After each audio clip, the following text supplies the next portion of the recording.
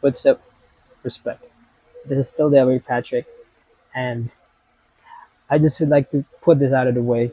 I've read way too many books last 2024, and it's one of the best decisions I've ever made, and it's one of the most rewarding feeling.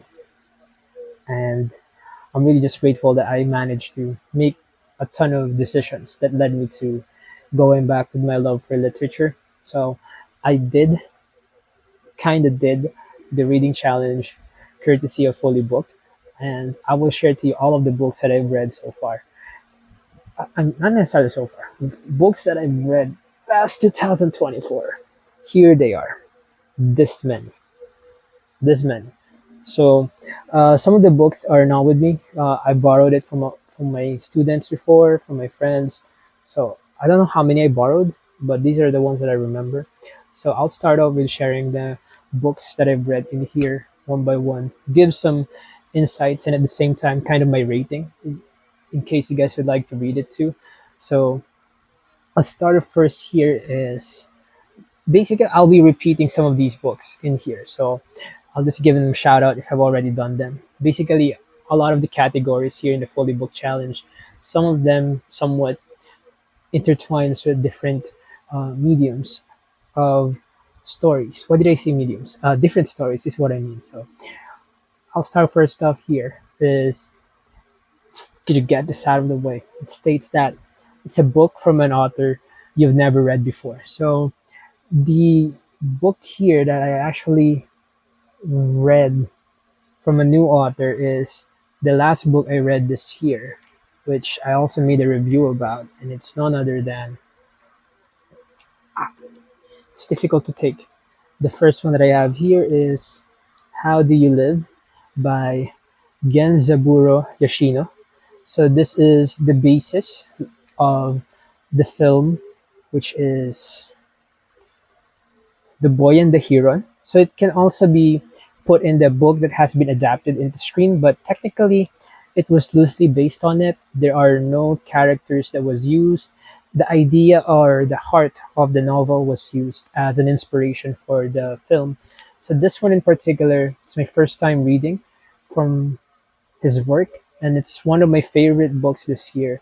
And it's basically a story of a young boy dealing with the loss of his father and trying to figure out life as a teenager. So he gets to have all of these experiences and he shares it with his uncle. And his uncle, in line with that, shares his thoughts in line with those experiences. Somewhat of a reflective uh, story at that point. So it's really lovely and it really makes you ask yourself the same question: how do you live? And after reading this book, it will lead you to an answer of your own. So that's the beauty of it. I actually personally would give this a 4.5 out of 5. So might as well check it out. And the film is also great. So this is the first one. Next one is Book with a Fictional World or Place. Um, a lot of these things actually are fictional places, but I will choose in particular in here that I really, really like, and it's basically novels from Philip K. Dick. I read four of his novels this year, four of them. So all of these are set in different kinds of worlds, but I would like to dwell on the world of Ubik in particular. So Ubik is really I think it's one of the finest science fiction novels out there, and the beauty of the story of Ubik is how it plays with you, how it leads you to follow all of these characters, all of these crazy information. It's kind of heavy in terms of the kind of human beings they are with their abilities and all of that. So basically, it's a story about figuring out who's dead and who's alive in this ubiquitous world where everything, everywhere doesn't make sense until it will. And it's, I don't want to spoil it, but it's really just don't mind the terminologies of the powers or the skills that these characters have. They will all make sense as you read it. So it's not a hard read. It's just 220 pages. It's all worth it. So I this one, I'll give it also a 4.5 out of 5. It's really good. Might as well check this one out. So It's the second one here. Book set before the internet age. Huh. I guess this one fits the bill. I guess it's of course Marcus Aurelius Meditations.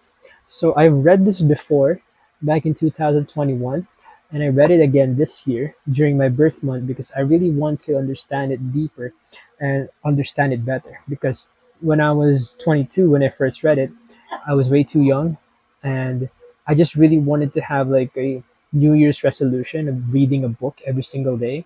So this was the book that I chose. This was a gift from one of my students before that became one of my good friends, Marga. So I really thank her for leading me to this book.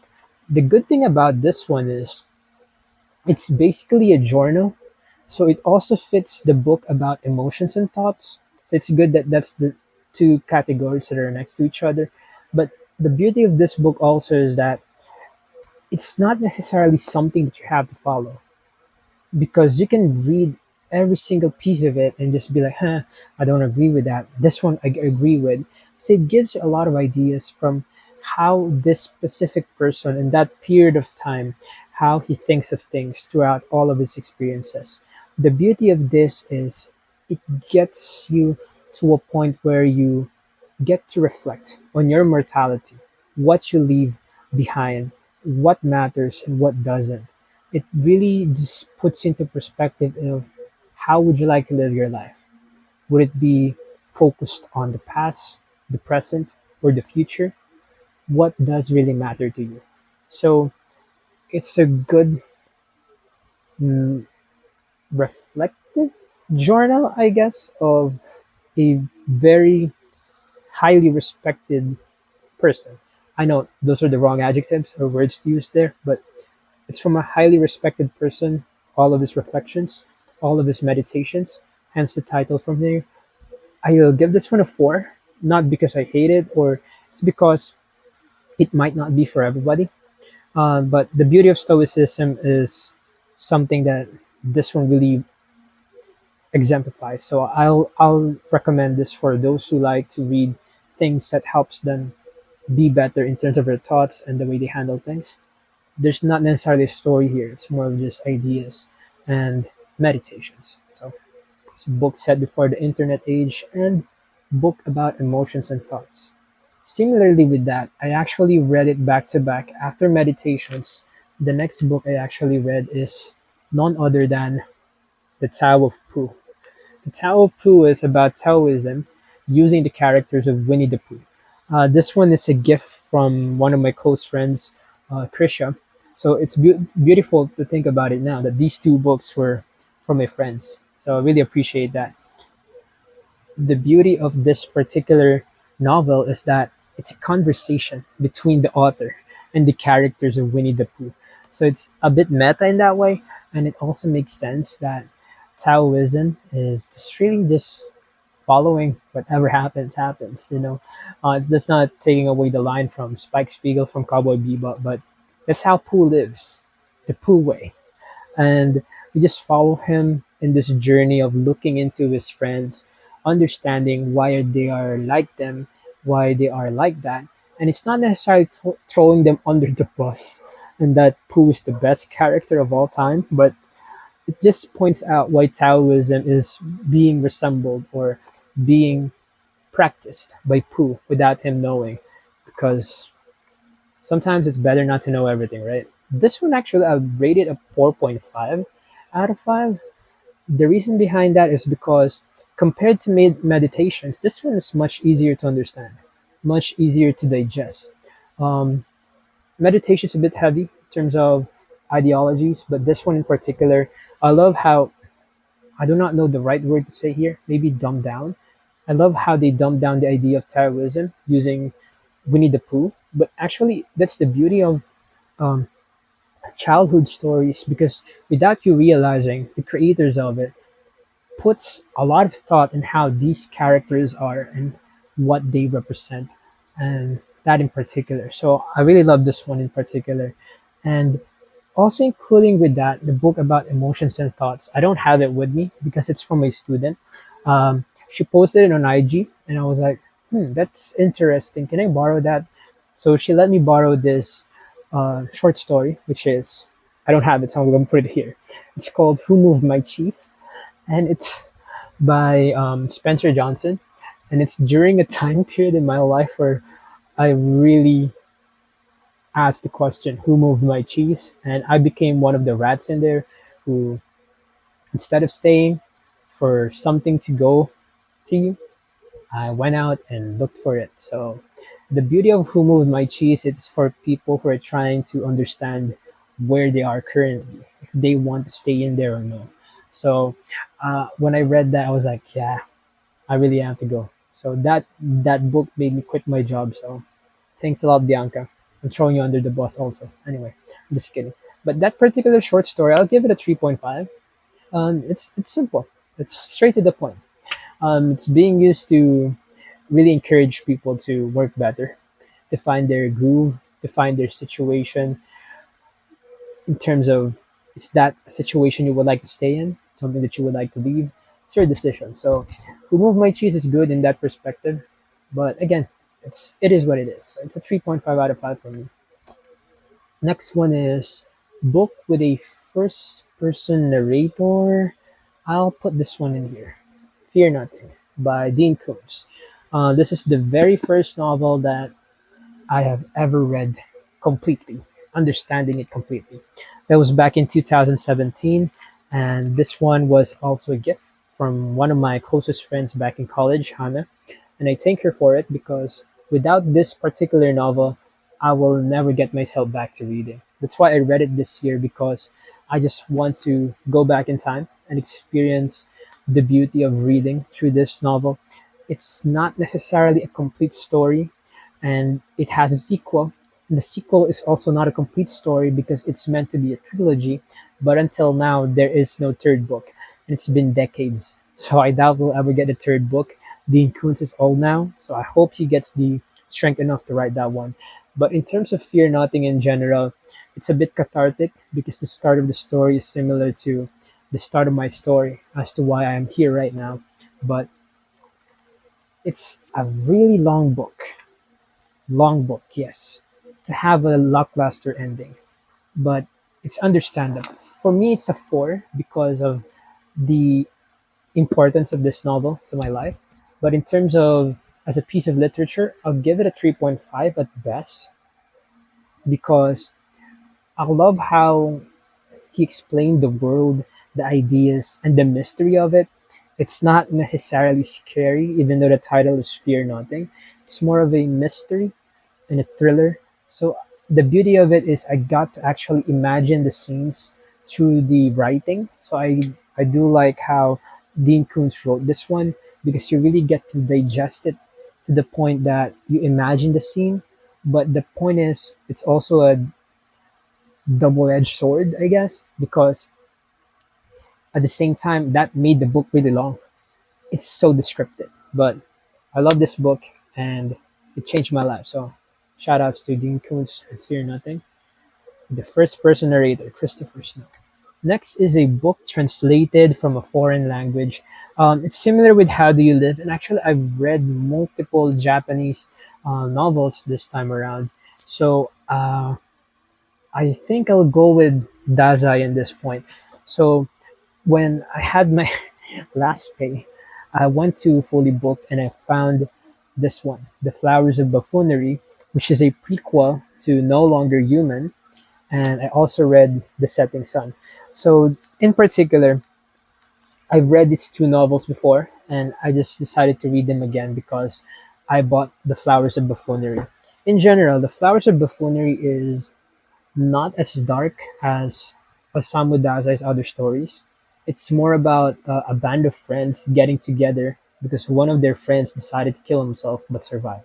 And they're basically just in there while he's nursing his injuries, trying to figure life out and what's next for him. The beauty of this particular thing is you're literally reading what Dazai is writing and thinking at the same time. It breaks the fourth wall multiple times, and it's just basically filled with buffoonery. I'll give this a 4 because it's it's a prequel to No Longer Human. but at the same time, it's really enjoyable to read, but it's way too short. So it's just 90 pages. But I enjoyed reading this one in particular. I read this before I landed my second job or started my second job. That's what I'm trying to say. So after that, a lot of buffoonery happened. I'm just kidding. The next thing is No Longer Human. That one's a four, right? I mentioned the score. This one, No Longer Human in particular, this is one of my favorite novels of all time. And that may be dark to say, but weirdly enough, when I read this the first time, it made me feel more alive and wish that I'll be more alive. It made me want to feel more alive and to help myself instead of being like Dazai here. Because this novel in particular is a messed up story about a character who's just self destructing in front of you. And you follow him in his different phases with his addiction, with his pain, with all of his struggles. And you feel bad for him, but at the same time, you hate him for it with the way he handled all of it. And it's kind of like treading light if you would empathize with him or not. It's kind of like the style with Joker, the new one, wherein Joaquin Phoenix, you empathize with him because that's the scene that he's trying to paint. But at the same time, you really have to understand that not everybody gets to have the opportunity to be really a good person. Sometimes, with all the instances, experiences that they have, no matter what they do, they will self destruct because they do not know how to get help, to reach out for help. And at the end of it all, spoiler alert, the actual writer behind Osamu Dazai, his pen name, um, lost his battle. But this one, No Longer Human, taught me a lot to be human. So personally, I'll rate this a 5, maybe a 4.75 to 5, but I'll personally rate this a 5. I love this book. The next one is actually The Setting Sun. The crazy thing is, when I first read it before, I think back in 2022, I was really just okay with it. It follows a particular story again in that specific time period in Japan where you follow a person who just went out of a horrible experience, getting divorced, getting stuck with his mother, and then mm, eventually his brother who is self-destructing is also there and everything in between. So just follow these characters, just wanting to find a sense of home, a sense of life. It's it's not really a good ending again, but with The Setting Sun, the title in itself is appropriate, and you will fully understand as to why that's a title by the end of it all. And with its imperfections in terms of the characters in here, you find the beauty of how you wish to live your life instead and not be like them.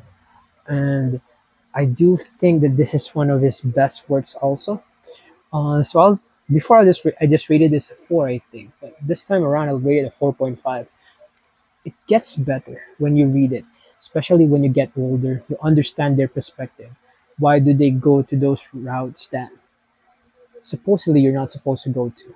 But you somewhat empathize and understand as to why they did it. They are searching for this feeling to be human, to be seen. But then they realize once they get a taste of what they wish to experience, it wasn't all worth it. So that one is a bit difficult to digest, but this is how life is. Next one actually is um, Blade Runner. This is the book that has been adapted into screen that I would be choosing for this category. In particular, the original title of this one, written by Philip K. Dick, is Do Androids Dream of Electric Sheeps? I really love this book. First off, this is the first book that I ever bought firsthand. Like, it's not a secondhand book when I bought it, so it's really special to me at that time. And at the same time, it's not a hard read, and it's just 200 pages. The beauty of this particular book is that, as a source material, the film really adapted it into the fullest and used the ideas in here to create such a masterpiece. So I really would like to thank Ridley Scott for that. But Philip K. Dick managed to create a world in here that is so fascinating that the films and the series that was made based on this one is still scratching the surface off. There's still a lot to unpack in here. And even with a 200-page story, I think Blade Runner or Do Androids Dream of Electric Sheep is one of the finest science fiction dystopian also that you have out there. So I personally would rate this a 5. It's really that good for me, especially with how the world is created in here. It's a 5 for that matter as a source material. But maybe, realistically, maybe it's a 4.75. But this is one of my favorites, so I'm biased with that one. Anyway, next is a book cover you cannot resist. Um, Actually, I'll also put other books. Oh, okay. I'm wondering about that one. That's difficult. Now, I'll just choose these two. I'll just choose these two. These two in particular, Tatami Galaxy and Tatami Time Machine Blues. This is one of the best covers ever. The art style in here is majestic. I really love it. That's why I really love displaying these two books. These are also my prized possession because they're the price of these novels in particular is like worth 2 or 3 books already. That's how pricey they are, but it's worth it. Especially this one in particular. This is a really good book. It's also funny how this one is one of the smartest book ever written. Smartest books ever written. If you know the story of Tatami Galaxy, it some of the parts in there repeats because it's a repetitive cycle in life. So some of the pages also repeat with the dialogue. Like did they just copy paste it? And then I'm like, nah, it makes sense with the story. Same with Tatami Time Machine Blues. So this actually is like a sequel, but more like a spiritual sequel, I guess, because it can be a part of this one. But they extended it to just uh, put together more fun, and I really love the series in general. This is one of my favorite animated series. Also, this one is also a lovely follow up to just get a reunion with these characters. In general, this one I think is a 4.5 out of 5 because I almost killed it. It's a 4.5 out of 5 because um, some of the scenes here that were written is not that lived. You really have to watch it.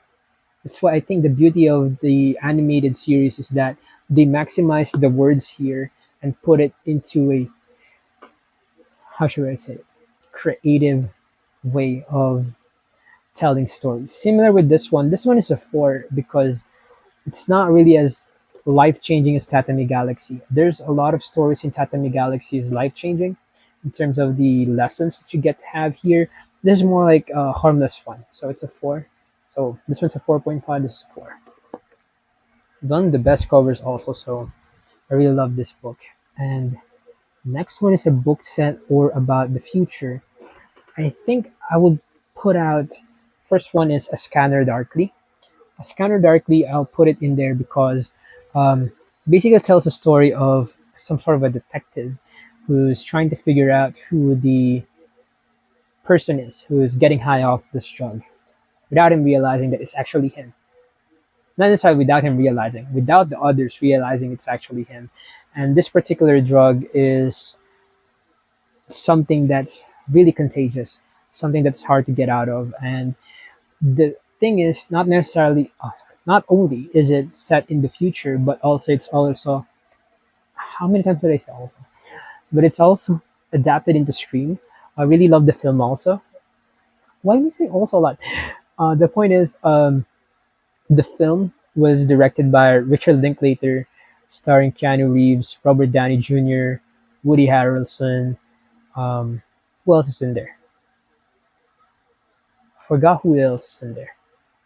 But anyway, the film is really good. The story is better here, but the way that it was presented in film is much better. If that makes sense, they really have to be together. To fully experience this novel by Philip K. Dick, you have to watch the film afterwards, and it will all make sense. So, this one in general, I'll give it a 4 because it's a bit confusing in the beginning. It's hard to understand the writing in terms of how it's presented. But then when you watch the film, oh, that makes sense. So they go hand in hand. So I'll give this one a 4. At the same time, I would also put in Clara and the Sun. as a book set or about the future. This is really a lovely story. It's with its simplicity and complexity in terms of the ideologies that are in here. This one by Kazuo Ishiguro, the same writer of Never Let Me Go, and it kind of has the same vibe of it. And it will be soon adapted into screen by Taika Waititi. So I'm really excited for that because this novel was really something that touched me in terms of the story and the beauty of what it's like to be human. The idea of Blade Runner also, like what is it to be human? You also follow it in here, but in a different perspective on how robots or androids are going to be used in the future. So you get to follow that in this particular story also. So you have Clara and the son. Clara is the robot in here, and it's just really a lovely story about trying to understand what human beings are, what makes someone human, what makes being hopeful human, and having all these ideas. So this one in particular, I give this a 4.5. I really love this one because it's not really a happy ending, but it gets the never let me go kind of ending. That makes sense. If you love Kazuo Ishiguro, this is a good follow up from Never Let Me Go. You have to read this also. So wait, I still have more here. I actually, this is one of the book covers that I cannot resist. This is the very first manga that I've ever read fully. This is the first chapter of Great Teacher Onizuka. I decided to get a bootleg copy of it because there's no actual copies left, and it's a rare thing to have. So it's a bit expensive, even the copy of it, but I really want to have it in print. I made a promised to myself that if ever I'll return, I had to read all of the chapters first. I don't know if I'll be able to do that, but this is really a good cover. It's one of my favorite artworks also, and I really love the story of GTO. But it's not for everybody, especially now in the time period that we are in. The very first few chapters of this one is disturbing and messed up, and I'll just have to say that honestly. But if you could move past that, you'll get to see the beauty of the great teacher Nizuka. So I really love this one. I cannot give it a rating because it's a complete series, so you have to read the entire thing. But I really love this particular one. I read it this year. What else do I have here? Hmm. I also have Valis. I think I can put this in a book with a fictional world or place, and at the same time, hmm, book set in or about the future, I guess. But Philip K. Dick here is a character in the story. So that's kind of a spoiler, but that will make you understand it better. It took me a while, like years, to really get the vibe of Valis. I tried reading it years ago, but never really got into it until this year. So I finally gave it a chance, and it made sense at the end, but it wasn't the kind of ending I was hoping for. So I get it, but it's basically Philip K. Dick during his journey. He put his entire life into this one. This is his life. This is all of his struggles, and he's part of it. And I do think that with the messiness of it is the beauty of it at the same time. I'll probably rate this a 3. The reason behind that again is it's not for everybody, and it's a really complicated story. A lot about thoughts also. It could be a book about emotions and thoughts, but at the same time, the ending was a bit rushed and doesn't really make sense. But if you just follow the craziness of the story, you might like it better. So, in general, it could be a 3 to 3.5, but that's Valis by Philip K. Dick. I still have two here. I think The Little Prince, I'll put it in a book about emotions and thoughts.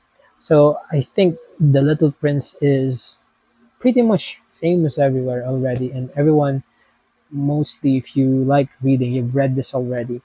And I've had it before, but never really had the opportunity to understand it completely. Like, what makes The Little Prince great? I didn't get it. Not until one of my students, because they were in grade 10 and they were required to read this particular story. Um, he told me that I remind, jokingly, I guess, because he's a funny guy, Axel, but I don't know if he was serious. He told me in a particular comic that he was drawing that I remind him of the lamplighter. And when I read it, I was like, holy, I was indeed the lamplighter. So the crazy thing about this particular story is it's it's a children's book, but when you read it in this particular age, you actually see yourself in some of the characters, which is which is so eye opening. And when I read it the second time, I almost teared up, specifically with the part that you realize that you're that person, that I'm the lamplighter. So I thank my student for making me read this again, and there I understood that yeah, it's tiring to do the same thing over and over again to enlighten something. So at the same time, that's the only thing that makes sense, right? Do something over and over, sacrificing yourself for something else. But the lamplighter needs a rest too. So this one in particular, I think I'll give it a five. Um, I'll give it a five because you would really need to go back to it and read it every single chance that you have, and it will teach you a different story. That's the beauty of this one. In some cases, at first, I saw myself with the Little Prince himself when I was like 22 or 23 when I first read it. But then now, I saw myself with the Lamplighter. So maybe in the future, I'll see myself in a different character, but we'll see. It tells you a different story every single time you read it. And it's an easy read, like just 90 pages, I think. So it's really worth it. And I really love this book now. And I also have one here. This one is, I think we can consider this as a book about emotions and thoughts. At the same time, um, from an author that I've never heard before or read before. This is Jonathan Livingston Steagle's. The story is Jonathan. Sorry, the title is Jonathan Livingston Steagle by Richard Bach, and this is actually my dad's book. And I remember that we were asked to make a book report, and my dad made the book report for me. I got a low grade. I blame you, dad. I'm just kidding. So here's my dad's name, and I beautifully wrote my name also on the first part. So it's really poetic. I read this twice this year for the sole reason that I really want to understand it completely. And it's a beautiful story about someone learning to fly, which is my favorite line ever. Specifically, with one of my favorite songs being "Learn to Fly" by Foo Fighters. So it really means a lot to me. So this one in general is something that I'll probably go back to from time to time. It taught me the beauty of not being scared to try something different, even though being different means you will be alienated with the same crowd that you grew up in. But through that, through that, we can be free and we can learn to fly. And in turn, we can reach heights that we will thought that we will never reach. And in turn, we can go back and help those who wishes to learn also. That's the beauty of this one. And it's just a wonderful story to read and just really gets you into that vibe if you really want to escape a certain cage that you are in. So I think for a short story, I'll give this a 4.5. It's not perfect. It's not really like for everybody also, but for me, it really translated well. So I'll give it a 4.5. This one in particular. So when I said in the beginning that I did the fully book challenge, sort of, it's because the other three categories is a book of poetry, book published in the Philippines, and a book released in 2024. Quite frankly, I didn't do any of that, but I do have one, which is mine. So I don't have the book literally like printed, but I do have a bunch of novels or ideas that I've been really hoping to write for a very long time. And the ones that I can offer for the meantime are poetry. So in case you guys are into to read some of them, the link is here in the description. uh, I made two different projects basically. One from July, which is focused on about a person who is trying to understand everything that's going on around him, and all of a sudden he'll find love. That's kind of the point of the July work. It's kind of like a euphoric feeling. I'm still struggling to find a right title of it as of recording, so I'll probably have a title once it's this one is released. And the second one is basically Dream On as September Ends. It's a play around the song Wake Me Up When September Ends from Green Day, because it's a story about me trying to figure out how to carry the heavy feeling of losing my father and learning from that in order to continue dreaming, to making sense out of everything that has happened. So that's the point of that particular thing. So that's something that I'm really proud of that I was able to do. It all started with an idea of writing poems every single day. So I started trying back in July, but I wasn't really that consistent. I did try in August again, but I wasn't that consistent until early September. From September 1 to September 30, I finally locked in and got to tell this story using words that are randomly chosen to weave a story that could be read in different pieces. And just this story about grief, persevering, and making your way out of the shadow of your past and just trying all over again, beginning again, to learn to fly, to learn to walk, and to reach your goals. So yeah, that's the beauty of that particular thing. I know it's cheating because that's three different categories, and I've read way too much from other categories. They're all intertwining all together, but that's the beauty of it, right? So I'll try once again to carry all these things. So technically, here I've read how many novels? I'll include the other one that I don't have, which is from my students. So 1, 2, 3, 4, 5, 6, 7, 8, 10, 11, 12, 13, 14, 15, 16, 17.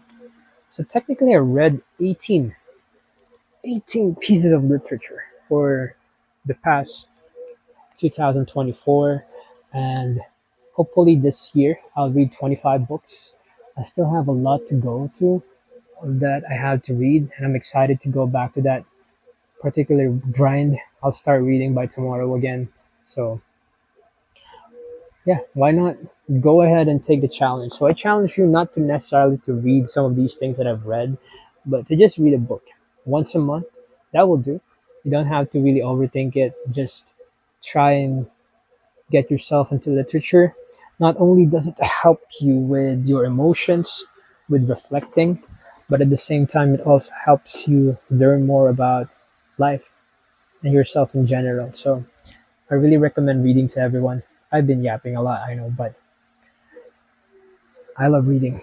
So should you.